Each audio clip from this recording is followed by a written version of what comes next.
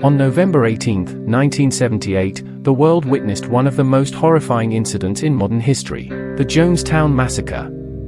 In a remote jungle settlement in Guyana, South America, more than 900 people, including children, lost their lives in a mass murder-suicide orchestrated by Jim Jones, the charismatic but deeply disturbed leader of the People's Temple cult.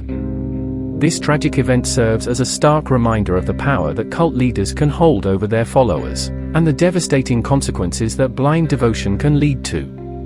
The story of Jonestown begins with the rise of Jim Jones, a charismatic preacher who founded the People's Temple in Indiana in the 1950s. Jones preached a message of racial integration, socialism, and religious freedom, which attracted a diverse group of followers.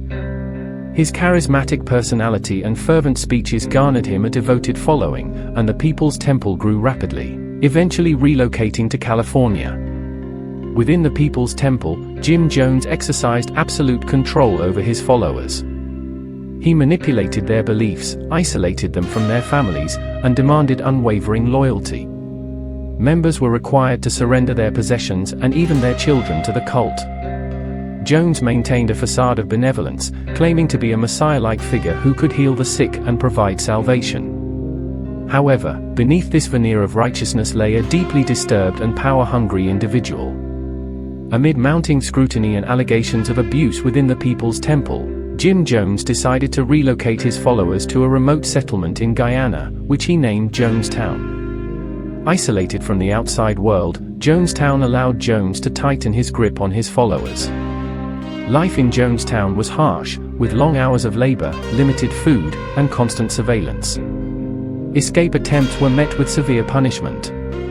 The events leading up to the Jonestown Massacre were shrouded in secrecy and paranoia. Concerned relatives and a few defectors had raised alarms about the conditions in Jonestown, prompting U.S. Congressman Leo Ryan to visit the settlement in November 1978. Accompanied by a group of journalists and concerned relatives, Ryan intended to investigate claims of abuse and help those who wanted to leave. Initially, the visit seemed uneventful, but as Ryan and his group prepared to leave, several Jonestown residents expressed their desire to leave with them. As they gathered at the airstrip, a tense standoff developed. Suddenly, a group of armed cult members arrived and opened fire, killing Congressman Ryan and several others. Following the airstrip attack, Jim Jones initiated a horrific plan to ensure that no one would escape his control. He ordered his followers to drink a cyanide-laced fruit punch, which they did willingly or were forced to do so. Adults poisoned their children before taking the poison themselves. The mass suicide claimed the lives of 918 people, including 276 children. It remains one of the largest deliberate losses of civilian lives in American history.